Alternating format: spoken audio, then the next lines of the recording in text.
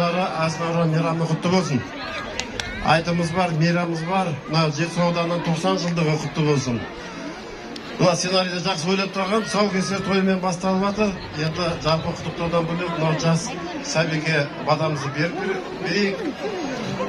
Сәбиіміздің тұсаукесер тойы құтты болсын. Қадамы кескен қадамы нық болсын. Болашағы жарқын, өмір жолы ақ болсын. Ата-ананың қуанышын, үмітін ақтап, елдің мақтанышы болсын. Аумин. Аумин. Ендеше біз сімілі деп балапанымыздың сауы кесілсін, күрмеуі шешілсін.